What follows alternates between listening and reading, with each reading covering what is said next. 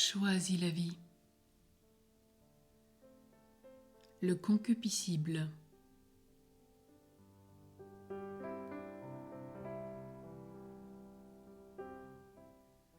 C'est une présentation de saint Thomas d'Aquin que nous allons essayer de simplifier au maximum pour bien en comprendre la portée, parce que c'est quelque chose que nous avons à mettre en œuvre chaque jour. Donc c'est bien l'originalité de ce grand saint docteur Thomas d'Aquin qui réside dans la structure générale qu'il propose de nos appétits dits sensibles, qui nous poussent vers un bien ou nous détournent d'un mal. Et il distingue dans la sphère affective essentiellement deux éléments, donc les parties concupiscibles qui visent, donc ça veut dire l'acquisition des biens nécessaires à l'animal ou à l'homme, ou la fuite des agents nuisibles. Et donc, dans cette partie, il nous faut développer cette grâce de ces passions du concupiscible. Et tout d'abord, si vous regardez bien, en partant du concupiscible, on a ce qui est aversion, dégoût. C'est la passion qui nous incite à fuir ce mal désigné par la haine. Puis en découle la haine, la passion qui nous avertit de la présence d'un mal. Pareil, au niveau du désir, c'est la passion qui nous incite au mouvement pour atteindre ce bien. Et l'amour, la passion qui nous avertit de la présence d'un bien. Puis en dessous, la douleur ou la tristesse, qui sont des passions qui nous disent que le mal est présent et que nous le subissons.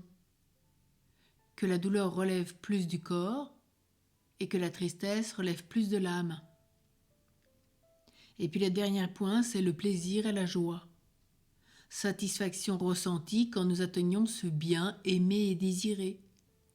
Le plaisir relève plus du corps, la joie relève plus de l'âme. Alors vous allez me dire, mais est-ce important de comprendre tout cela? Oui, bien sûr. Car ces quatre émotions majeures que sont aversion, dégoût, voilà, désir, troisième douleur ou tristesse, et le quatrième le plaisir, la joie. De comprendre comment nous pouvons fonctionner avec tout ce qui en découle. Et c'est bien saint Paul qui nous aide à méditer dans ses écrits sur le concupiscible et l'irascible. Et demain, nous verrons l'irascible.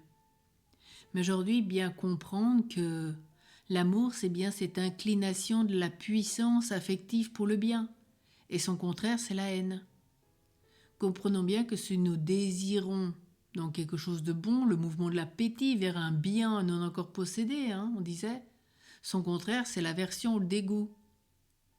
Que la joie aussi, c'est le repos de l'appétit dans un bien obtenu, et son contraire, c'est la tristesse, etc. D'où l'importance de bien entrer et comprendre comment nous pouvons fonctionner. Alors voyons où nous en sommes ce matin. Avons-nous cette âme de désir, avec l'amour qui en découle? Ou plutôt sommes-nous dans l'aversion, le dégoût, la haine? Ou plutôt déployons-nous le plaisir, la joie? Ou sommes-nous dans la douleur et la tristesse?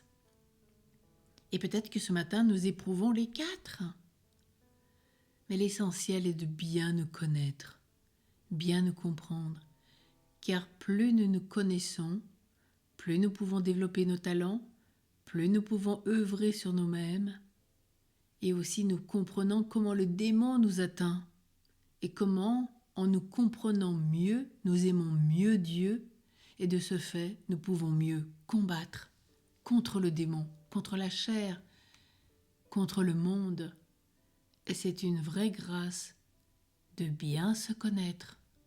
Rappelez-vous Thérèse d'Avila, quand elle accueillait une jeune novice, elle ne lui demandait pas d'abord de bien apprendre ce qu'est une religieuse, de bien apprendre à prier, etc. Non, elle lui disait pendant la première année, apprends à te connaître.